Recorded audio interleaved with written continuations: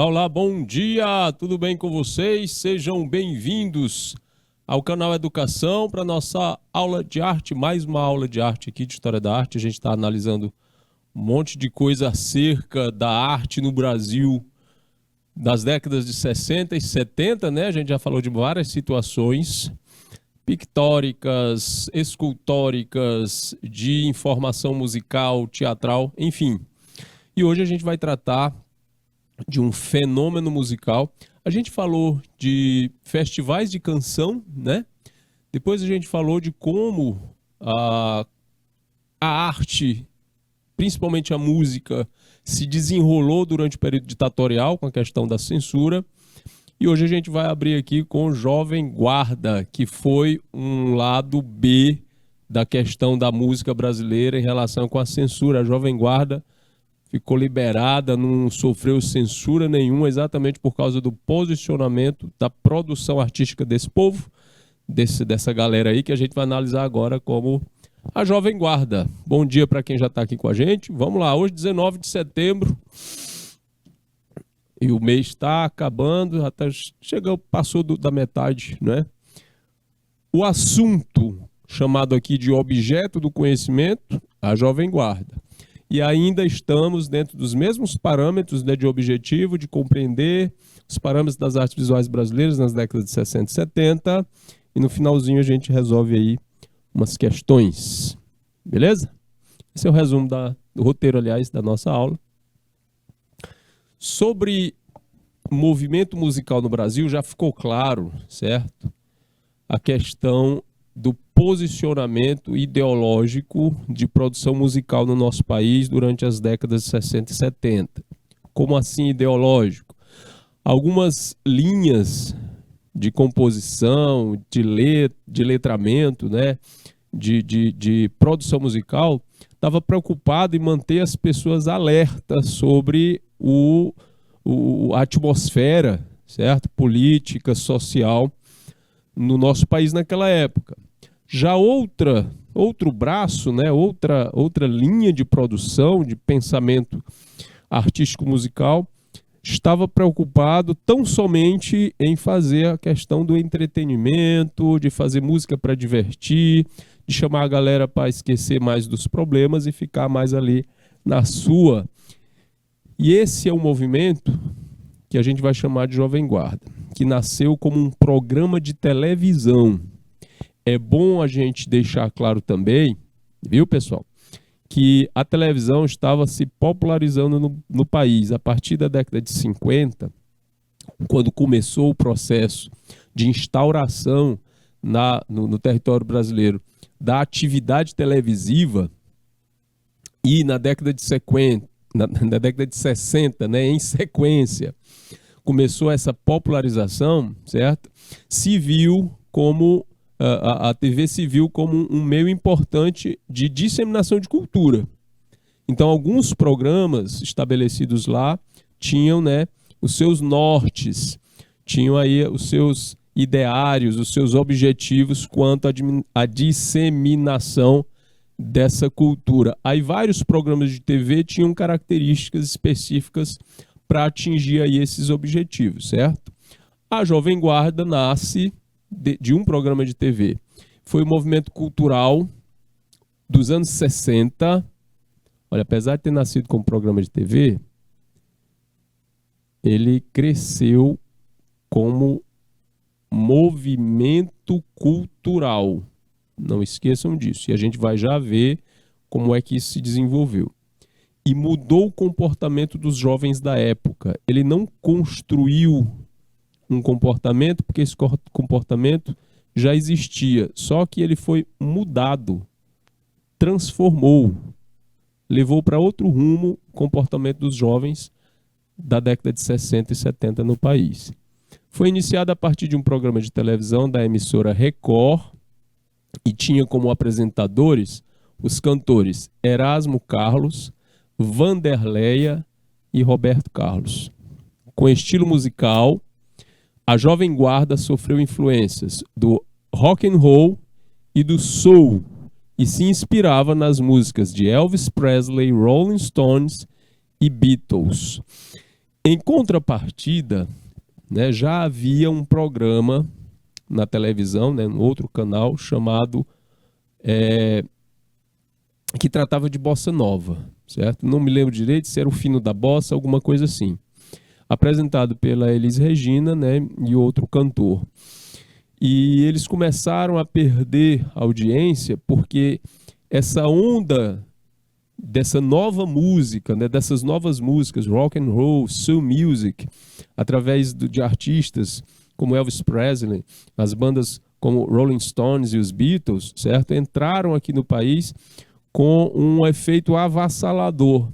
E o programa de TV Jovem Guarda, utilizando essa linguagem e essas novas expressividades musicais, acabaram ganhando muita audiência mesmo, certo? Mas apesar de muito popular entre os jovens da periferia, a Jovem Guarda não era bem vista pelos críticos musicais por considerá-la com rimas e melodias pobres. Qual é o objetivo das músicas nesse tempo aqui? Elvis Presley, Rolling Stones, Beatles.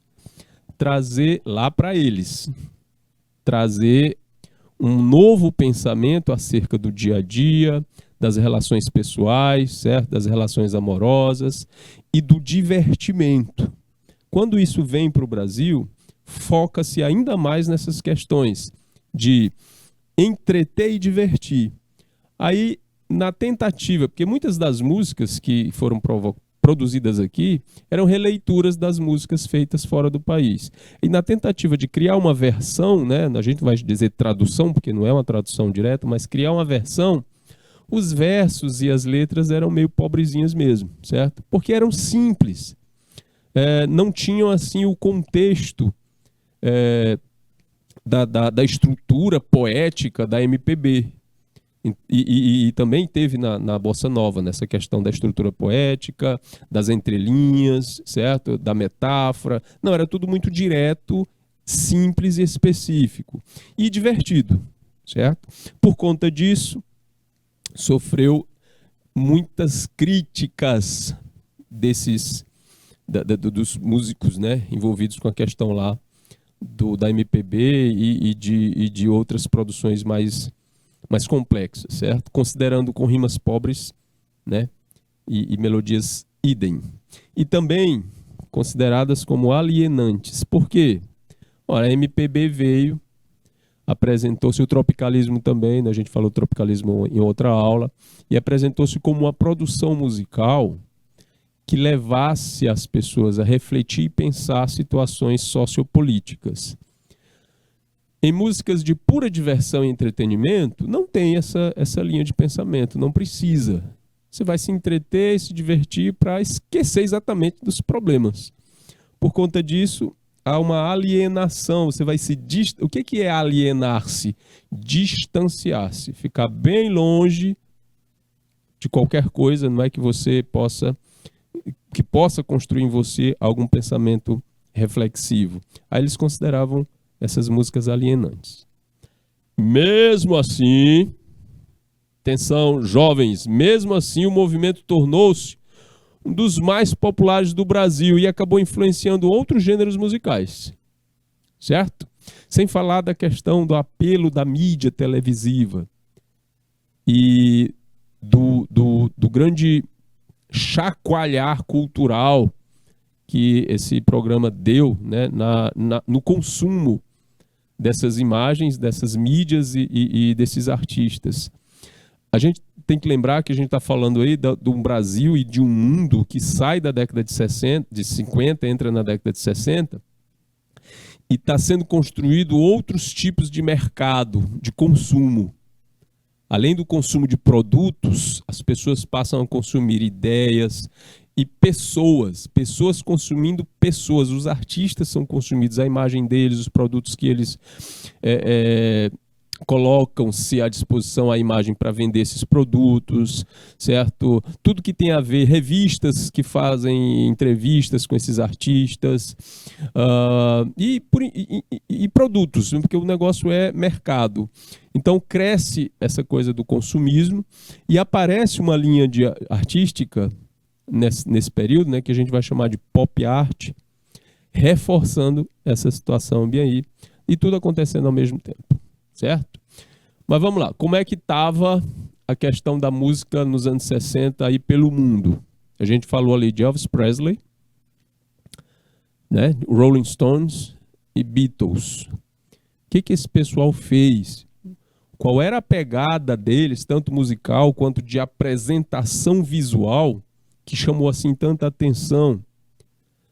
Segundo o texto aqui, os anos 60 foram marcados pela popularização do chamado rock and roll, né? O rock and roll como estilo musical, e trouxe aí várias bandas, como The Beatles, os Besouros, The Rolling Stones, as pedras rolando, né?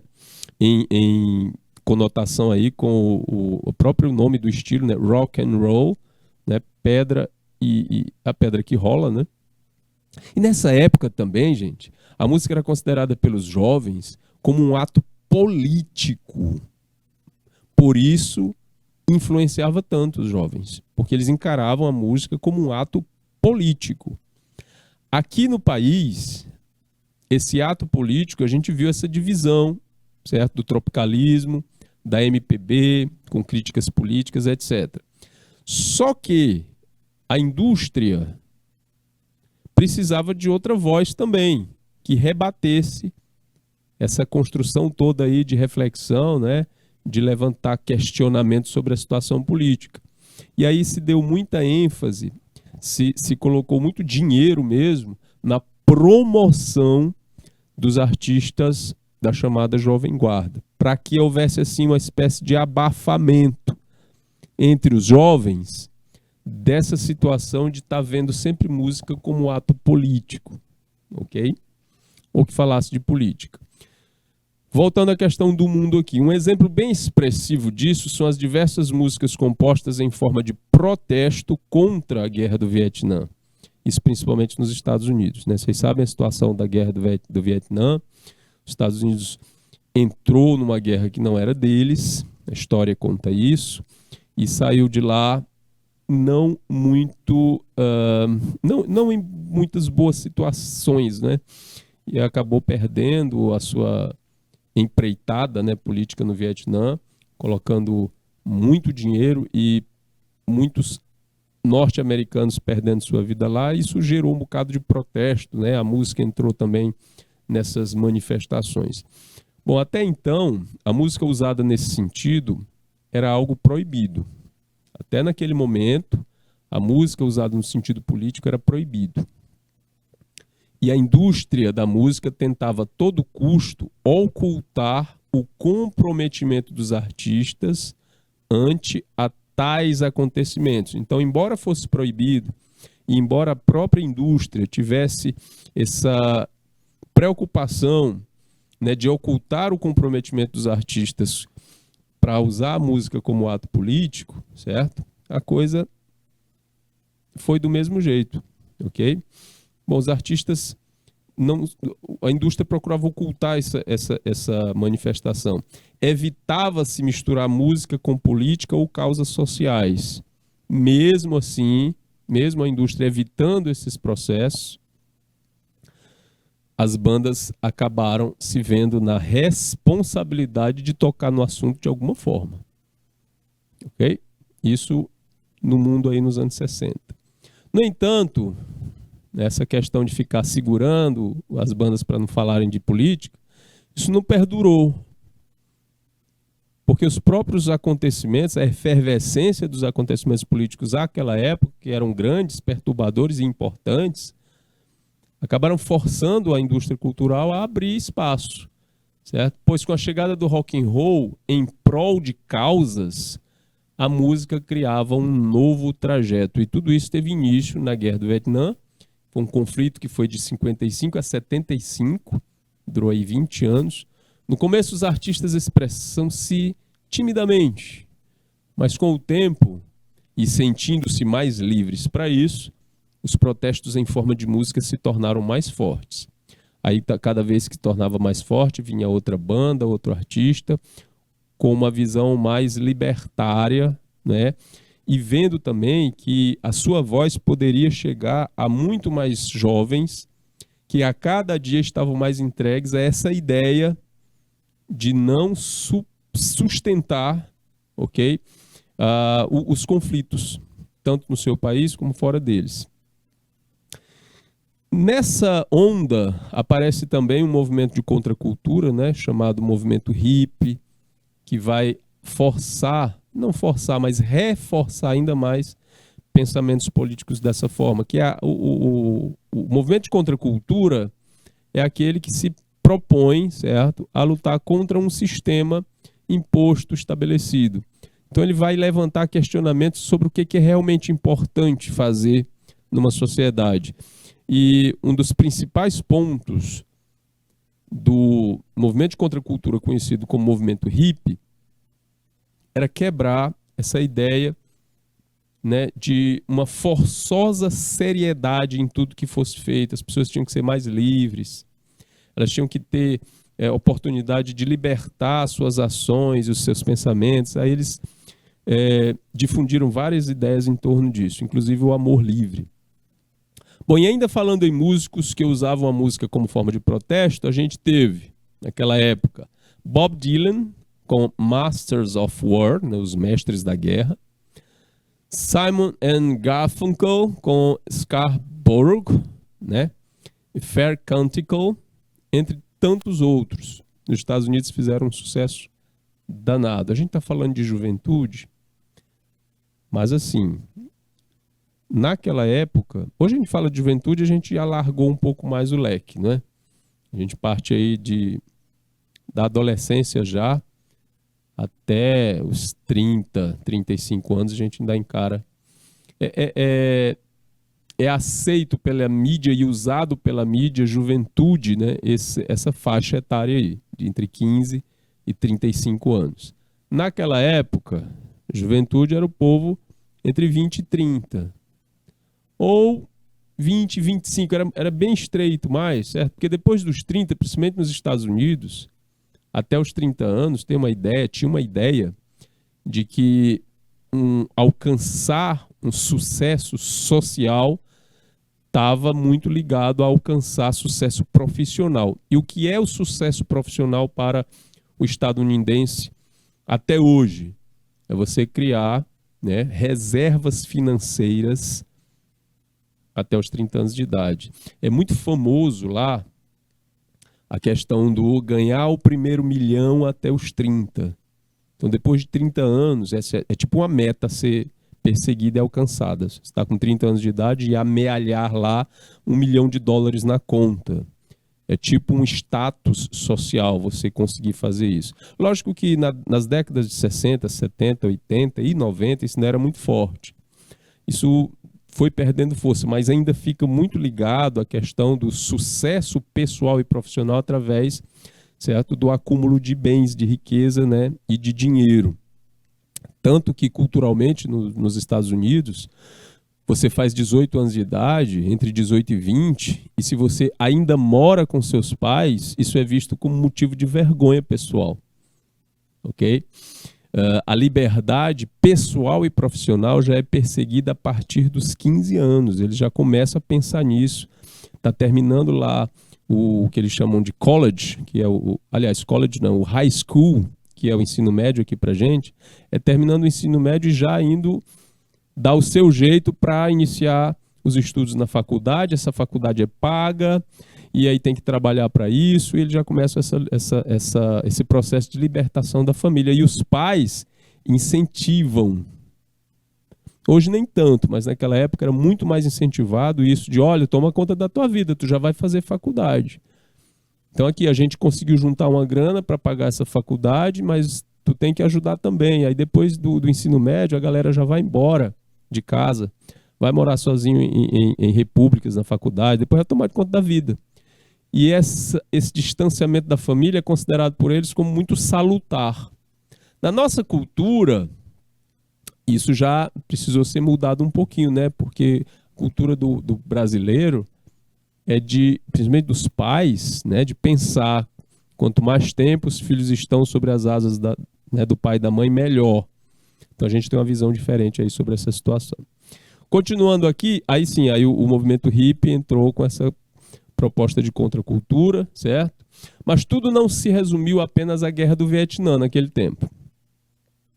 A música dos anos 60 foi também empregada a outras causas e movimentos como as mudanças climáticas, a fome no mundo, o apartheid na África do Sul, o desastre em Bangladesh, etc. Teve aqui um exemplo, né, essa questão aqui da fome no mundo, que não é das décadas de 60 e 70, mas que acabou ecoando na década de 80, em 1986, foi gravado um álbum, certo? Onde toda a arrecadação de venda desse álbum ia ser convertida em auxílio para combater a fome na África. Essa atitude partiu do Michael Jackson, junto com outro colega músico também, meu Deus do céu, agora o nome do homem falhou na cabeça, mas eu vou lembrar aqui durante a aula, eu vou falando. Então, Michael Jackson, junto com esse outro colega, eles tiveram a ideia de fazer o álbum USA for Africa, certo? Com o single We Are the World, que era exatamente para, né, nós somos o mundo, para angariar fundos para combater a fome no mundo. Então, esse daí foi um dos temas abordados por essas bandas, né, para criar reflexão na cabeça dos jovens, das pessoas, para tentar transformar o mundo, certo? Vamos lá, ainda nos anos 60, acontece, gente, o Festival de Woodstock, também conhecido simplesmente, né, como Woodstock Music and Art Fair, ou seja,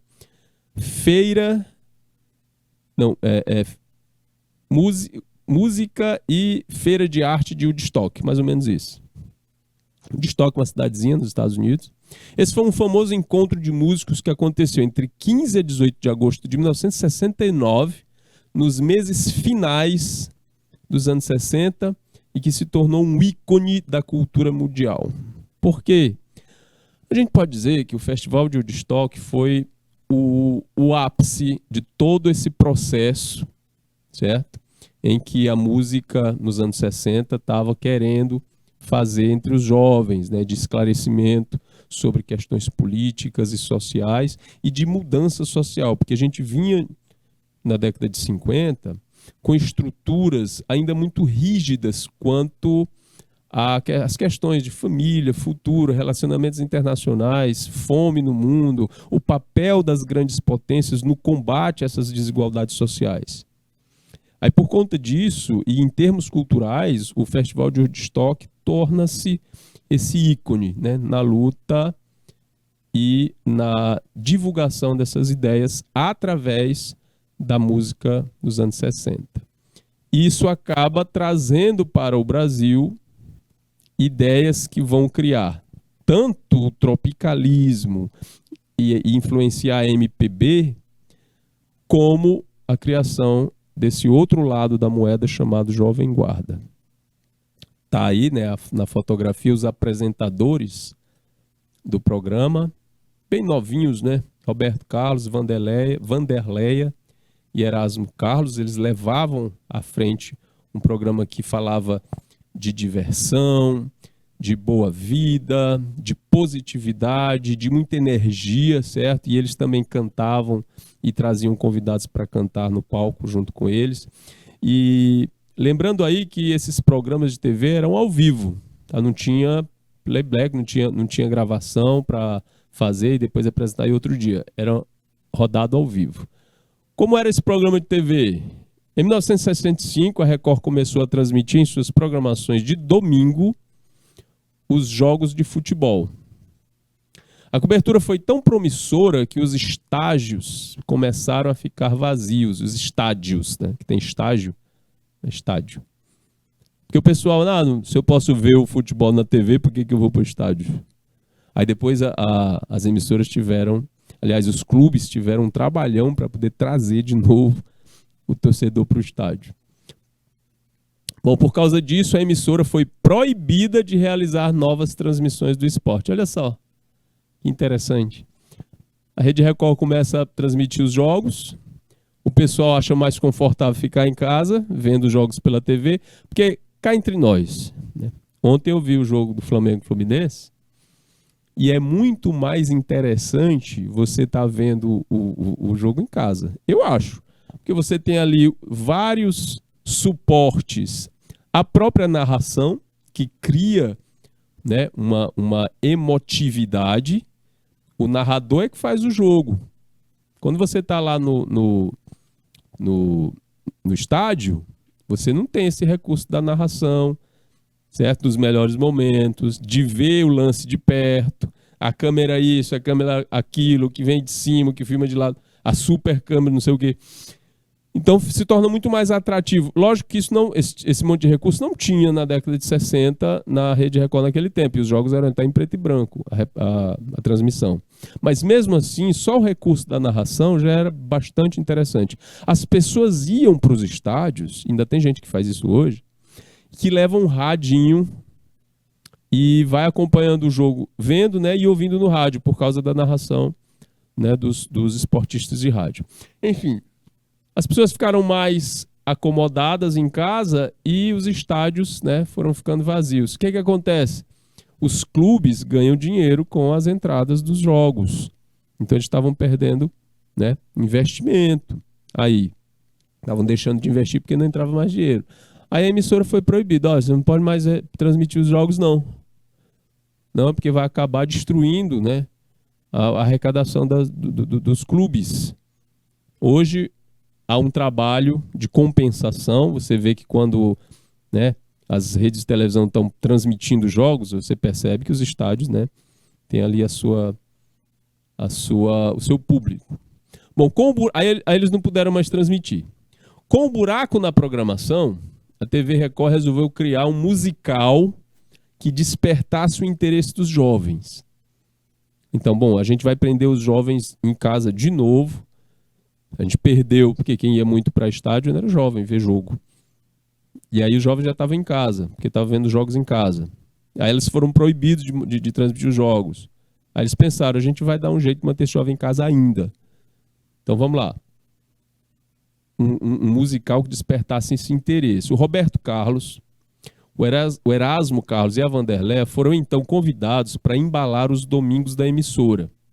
Além dos 3 apresentadores, a atração recebeu outros grupos e cantores, como os Golden Boys, a Martinha, os Vips e o Gerry Adriani.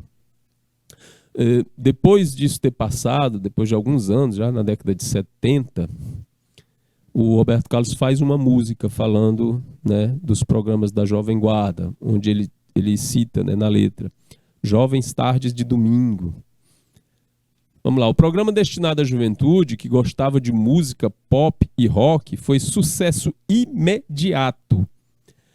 Um dos parâmetros para que isso fosse sucesso imediato foi a questão do consumo, né, de discografia, certo? De discos mesmo, de LPs. Para a maioria dos jovens de periferia, era caro comprar um disco e ter um aparelho que reproduzia, ter uma vitrola. A vitrola é o aparelho eletrônico, né, analógico na época, que lia, através de leitura magnética, o que estava gravado no LP, que a gente chama de bolachão hoje, de vinil. Certo? A vitrola foi unida ao rádio, fizeram uma coisa só, era tanto rádio quanto vitrola, e foi chamado de radiola, que é uma expressão que nem todo mundo conhece. E era caro, era um móvel imenso. Aí para ter uma radiola, amigo, era complicado. Então, se você tinha apresentação musical na TV, e eu tenho que também falar aqui que era complicado para as periferias ter até uma TV, porque TV foi um produto muito caro até o final da década de 90. No início da década de 90 era bastante caro, principalmente colorida. Muita gente na década de 90... Bom dia, Marivânia!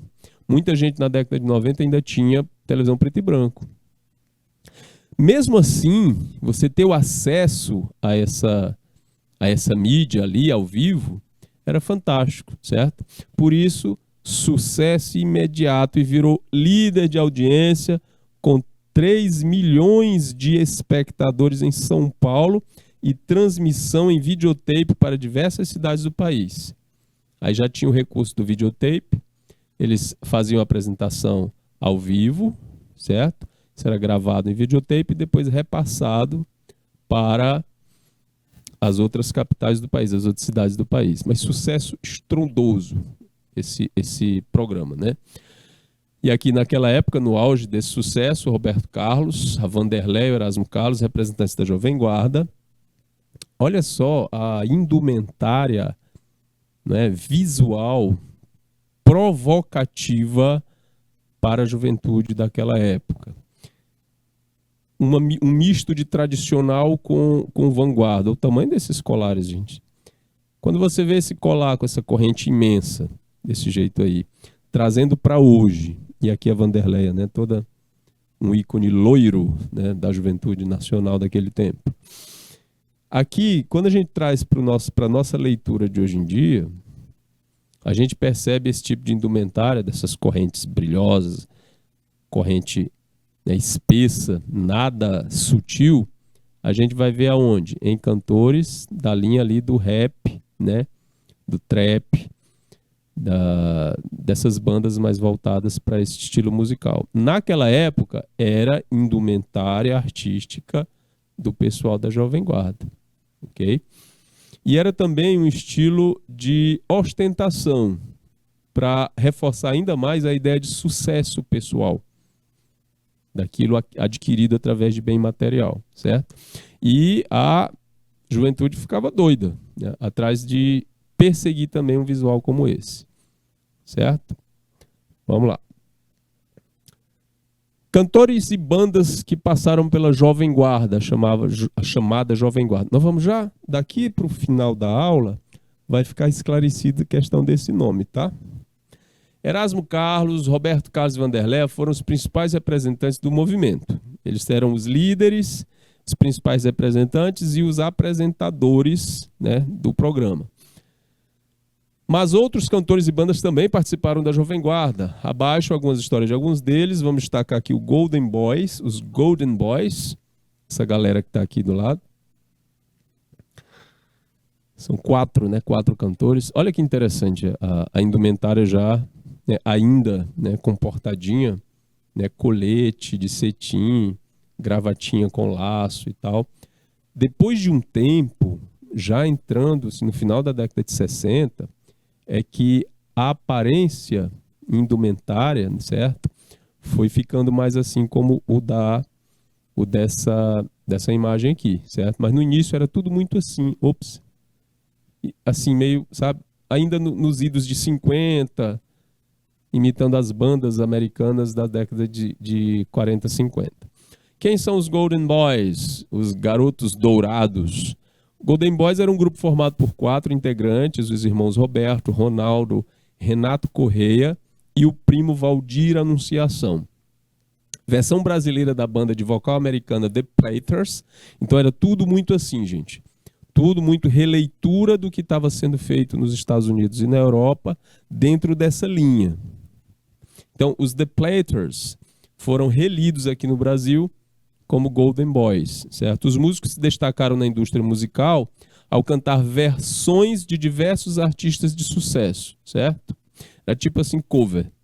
Entre as músicas que conquistaram o público estão versões dos Beatles, como Michelle e Ontem, ou seja, a música Yesterday, que foi feita uma versão com uma tradução literal da palavra, né?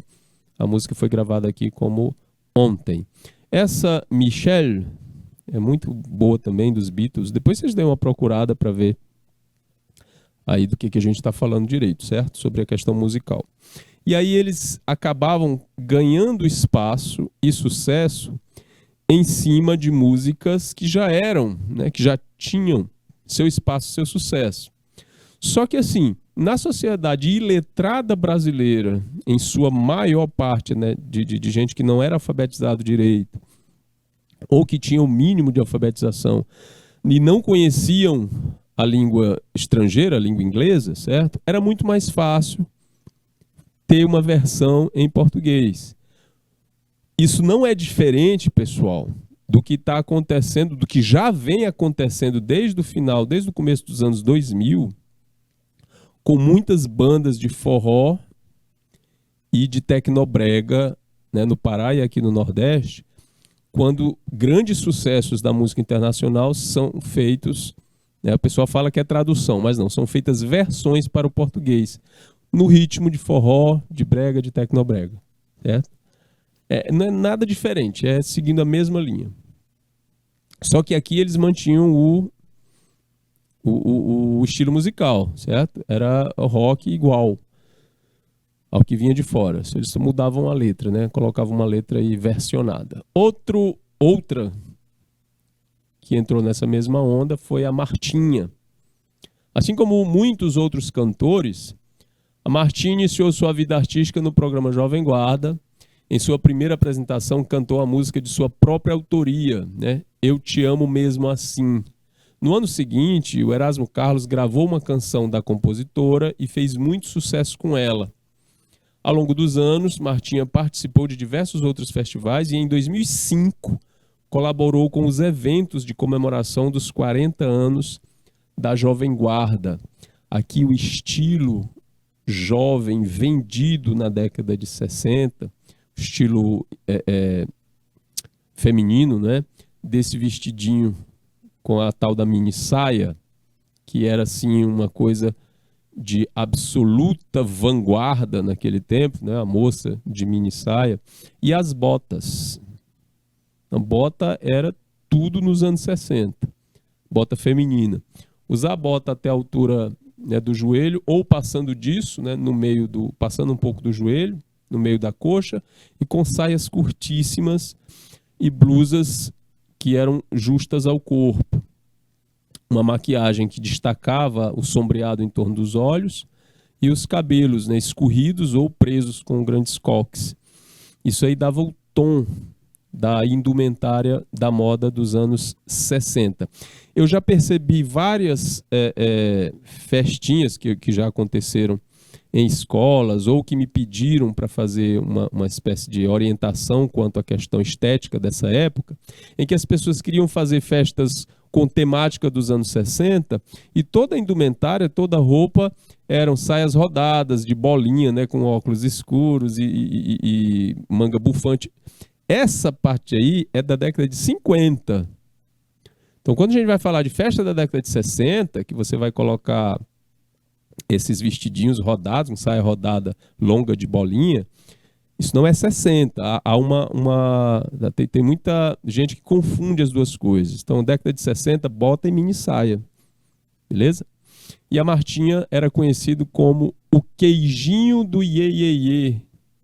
Por que isso? Que sentido isso tem pra gente hoje? Queijinho era um apelido carinhoso que se dava para alguém muito querido, certo?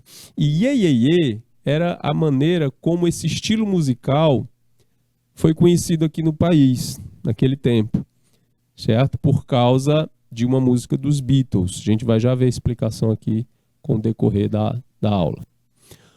Outro ícone daquela época, o jovem Rony Von, cantor, ator, apresentador e compositor. O Rony Von, inclusive, até hoje trabalha dentro de produção. Já escreveu livro depois que virou pai.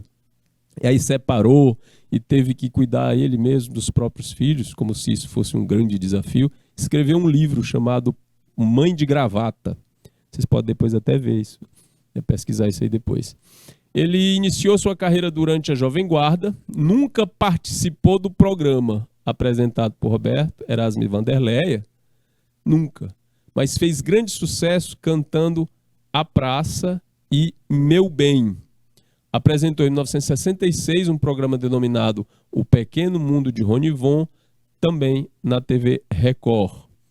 E era aí um dos principais vendedores de revista por conta quando ele aparecia na capa. Tá? Falamos também de Vanusa e Renato e seus Blue Caps. Aqui a Vanusa, essa moça loura aí. Quando eu falo assim, o sombreado em torno dos olhos, gente, essa maquiagem aqui, tá? Que fazia um contorno fortíssimo em torno dos olhos e destacava, né, o olho da pessoa. E o resto da maquiagem era tudo muito simples. Não tinha aquele glamour dos anos 40, 50. Era uma coisa mais simplificada, certo? Principalmente para a TV. Para a TV era forte esse chamativo, né, da expressão do olhar. Dona de uma voz marcante, a cantora Vanusa decolou na carreira e foi uma das expoentes da Jovem Guarda. Brilhou nos palcos, principalmente nos icônicos festivais da Record, e junto do cantor Antônio Marcos, formou um dos casais mais importantes da música brasileira. Também vendeu muita revista quando eles apareciam na capa. As pessoas queriam acompanhar a vida do casal, como é que eles estavam, se estavam bem, se estavam mal, se tinha briga. Eles eram convidados também para fazer fotonovela. Que é isso, professor? Vocês sabiam que tinha novela fotografada? Era tipo história em quadrinho. Só que eram fotos, né, da vida real. E aí as fotos eram editadas com balões, como se fosse revista em quadrinho, e era vendido como água esse negócio aí, certo? Grupo formado, os Renato e seus Blue Caps, vai ser um grupo formado em 1959 pelos irmãos Renato Barros, Ed Wilson e Paulo César Barros, jovens moradores do bairro da Piedade, no Rio de Janeiro. Euclides de Paula, que é o futuro guitarrista solo e arranjador do grupo instrumental The Pops, e o Gelson Moraes, com o nome Bacaninhas do Rock da Piedade. Depois eles formam o grupo Renato e seus Blue Caps, que até hoje se apresentam. Eles deixaram aí uma fama duradoura, né, um público cativo, e até hoje eles fazem apresentações, né, específicas, né, como o Roberto Carlos, que vira e mexe está fazendo show aí, eles também fazem. E toda vez que eles vão, eles ocupam, lotam, né, os espaços. A participação da Marivânia, relembrando, né, os tropicalistas e falando também aí de ícones como John Lennon e Yoko Ono dessa época, né? Outros representantes, pessoal, dessa linha foram os VIPs, com alusão à expressão, né, VIP, em inglês, VIP, Very Important Person, pessoa muito importante. Você cria essa sigla em inglês, VIP, e aí em português a gente chama VIP, né? Os VIPs, há quem diga, fazendo brincadeiras, que foi o Whindersson Nunes que fez isso, ou foi antes dele, que VIP significa vindo, né, do Piauí. Se você é vindo do Piauí, você é VIP. Brincadeiras à parte, Leno e Lilian, Sérgio Reis, The Fevers, Jerry Adriane e Rosemary foram nomes também que fizeram sucesso, né, no movimento Jovem Guarda e que apresentaram-se no programa. Aqui na fotografia, uma imagem, né, de uma dessas apresentações coletivas. Estão vendo aqui no fundo, né, que tem os desenhos de vários calhambeques, né, aqueles carros antigos, por causa da grande fama que uma música do Roberto Carlos teve naquela época, ainda hoje tem, né? O Calhambeque Bip Bip. Vocês podem depois procurar, né, essa música aí nas suas pesquisas. Bom, quais são as heranças deixadas pela Jovem Guarda? O movimento Jovem Guarda ditou moda, como a gente viu aí até agora, né, durante os anos que estavam no auge. Então a moda foi seguir aquilo que o pessoal do Iê Iê Iê estava vestindo. Os apresentadores influenciaram os jovens na época com suas roupas coloridas e estampadas, que já era um recurso usado pelas bandas nos Estados Unidos e na Europa, certo? Casacos de pele e com seus longos cabelos ao estilo Elvis Presley. O problema estava aqui. O pessoal queria usar casaco de pele no Brasil. Eu sei que no sul, no centro-sul, né, no sudeste para o sul, as temperaturas são mais amenas. Mas não é todo ano. No verão, aquilo ali é quente, e não é quente pouco não, certo? O Rio de Janeiro é frio no inverno, não é tão frio. Mas é agradável no inverno, mas no verão faz 40 graus facinho. No Rio Grande do Sul também, em Porto Alegre, no verão chega aos 39, 40. Aqui para nós é porque a gente tem essa temperatura por mais tempo, né, durante o ano.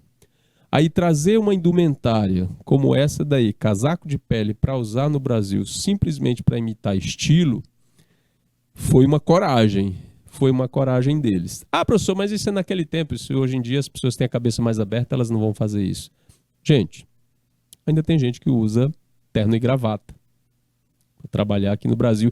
E isso já foi contestado por um artista, certo? O Flávio de Carvalho, na sua interferência artística, né? Na sua performance chamada O Traje Tropical. A gente até fez essa questão aqui numa das revisões. Enfim.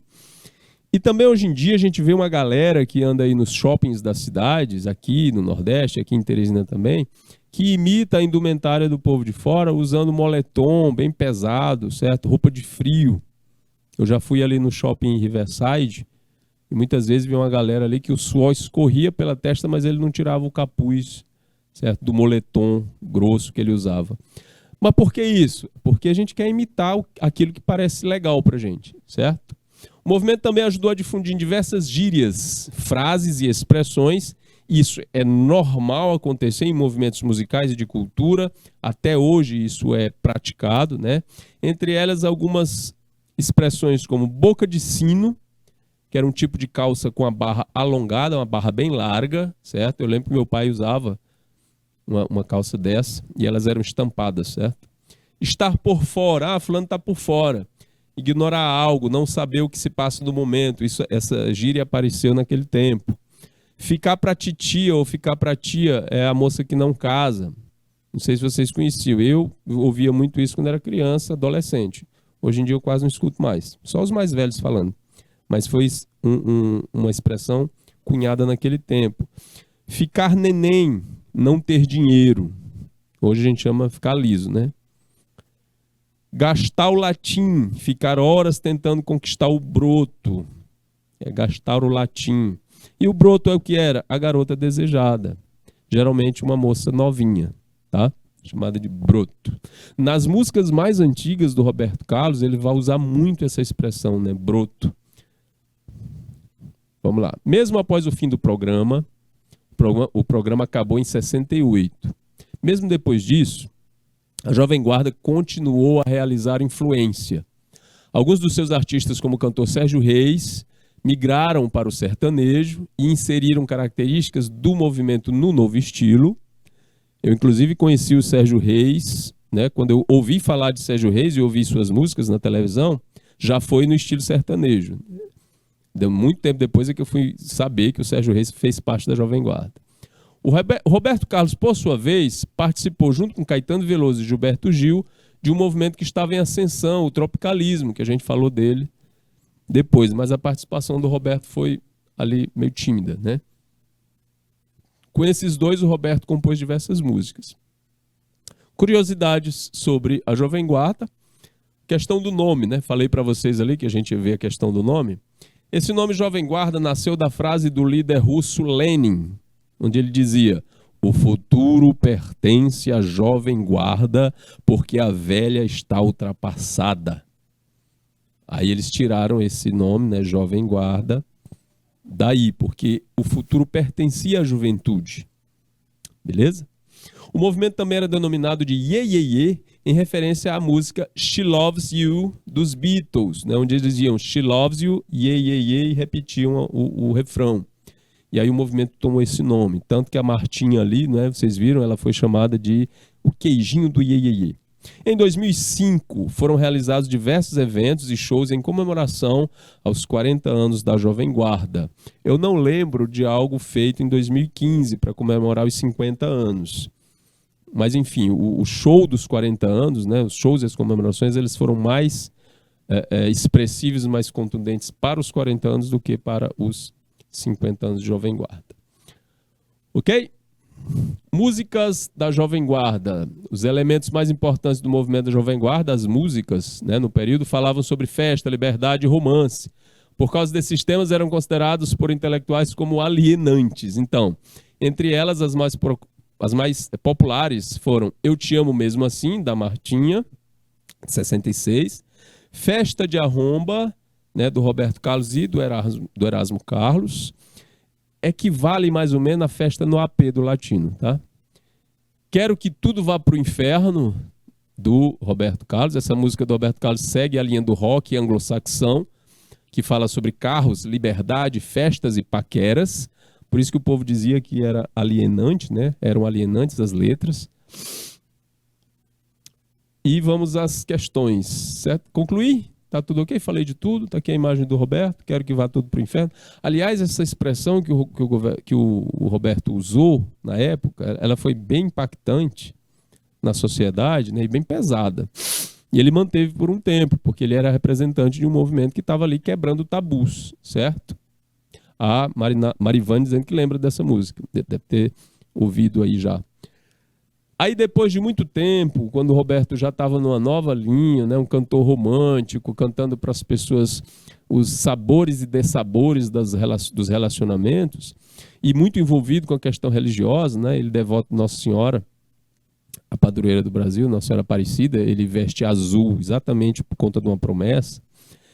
E aí ele foi retirando essas coisas das músicas antigas dele. Quando ele canta essa música de novo, ele refaz o refrão, certo? E ele não fala isso, quero que vá tudo para o inferno. Ele redireciona a letra como se fosse assim uma espécie de arrependimento, certo? E de uma nova fase, beleza? Vamos às questões, eu trouxe aqui uma, duas. Um dos principais elementos que caracterizam a Jovem Guarda no Brasil foi a influência de música clássica e a apresentação com orquestras sinfônicas, a junção entre a influência do rock and roll e a difusão televisiva do movimento. Letra C, a liderança de nomes como João Gilberto e Vinícius de Moraes. Letra D, a presença de composição do jazz dos Estados Unidos com Miles Davis no movimento. E o caráter marginal do movimento sem nenhum compromisso com a indústria fonográfica. Bom, pessoal. Inclusive eu passei o slide aqui, deu até para ver, certo? Letra B. Tá aqui, a junção entre a influência do rock, a gente falou isso o tempo inteiro durante a aula, e a difusão televisiva do movimento. Era um programa de TV, certo? Letra B. Jovem Guarda teve como principal canal de divulgação, evidentemente, o rádio, mas foi notória a sua incursão pela TV nas décadas de 60 e 70. Mais que outros movimentos da MPB, a Jovem Guarda teve muito espaço em redes como a TV Record, a TV Globo, bem como em programas como Carlos Imperial e Cassino do Chacrinha. Aí isso aqui já é trazendo mais para o meu tempo, certo? Quando eu era adolescente, a gente assistia o Cassino do Chacrinha. Bom, a letra A fala da influência da música clássica e a apresentação com orquestras sinfônicas. Isso aqui, o Roberto Carlos foi se apresentar com a orquestra sinfônica muitos anos depois, quando ele já estava estabelecido como o rei da música popular brasileira, né? Aí a pessoa se dá ao luxo de se desfazer das primeiras correntes, né, estilísticas. A liderança de nomes como João Gilberto e Vinícius de Moraes, gente, fica para a Bossa Nova, tá? Para a Bossa Nova. A presença de compositores de jazz dos Estados Unidos, como Miles Davis, no movimento, também é coisa da Bossa Nova. Bossa Nova que é, certo? A referência dela vai ser o samba junto com o jazz. E o caráter marginal do movimento, sem nenhum compromisso com a indústria fonográfica, ficou para o pessoal, né, da cultura hippie, né, mais depois, na década de 70, o movimento punk. Nem o tropicalismo e a MPB tiveram essa característica aqui de romper com a indústria fonográfica, de forma alguma, tá? Então aí, letra B, direitinho para vocês. Outra questão, em termos de temas musicais, o que praticamente dominou as letras das canções da Jovem Guarda foram as letras. Os temas sobre identidade nacional, venerando as riquezas culturais do Brasil, ou seja, eram as letras ufanistas. Letra B, os temas de protesto contra a ditadura militar, que se tornou mais agressiva a partir de 1968. Letra C, os temas românticos e de cunho melódico, bem como as aventuras amorosas. Letra D, os temas de crítica estética, colocando em xeque os padrões musicais das décadas anteriores. E letra E, os temas sobre a cultura nordestina. Nunca se falou de cultura nordestina nessas músicas, certo? Crítica, na letra D. Contra a ditadura militar, na letra B.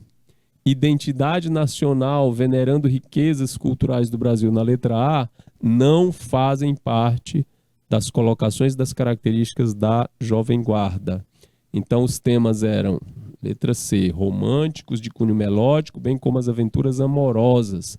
A Jovem Guarda ficou conhecida sobretudo por conta dos temas românticos, que caíam facilmente no agrado do grande público. A influência de baladas românticas do rock and roll, como as de Elvis Presley, Chuck Berry, né, da primeira fase dos Beatles, e do rock italiano, serviram de base para as letras da Jovem Guarda. Então era tudo uma releitura desse processo aí, ok? Então, refazendo aqui um breve resumo, certo? Marivânia falando que ainda tem hoje em dia no rádio. Tem sim. A nossa Jovem Guarda se estabelece nesse contraponto, né, com a chamada música de revolução, né, a música popular brasileira. A gente sabe que foi um movimento. Vocês lembram ali o movimento da Igreja Católica quando teve o cisma, né, da igreja? Foi um movimento de contra, né? Houve a reforma protestante, então foi um movimento de contra-reforma. A Jovem Guarda é meio que isso, uma contra-reforma, certo? Para equilibrar o processo onde as músicas da década de 60 estavam se tornando muito populares e muito críticas nesse sentido. E aí acabou trazendo, né, essa característica que a gente acabou de conhecer na nossa aula de hoje. Beleza? Bom, muito obrigado pela participação de vocês. Deixo aqui o meu abraço, desejo uma semana maravilhosa e sexta-feira a gente se vê de novo, tá certo? Até a próxima então. Tchau!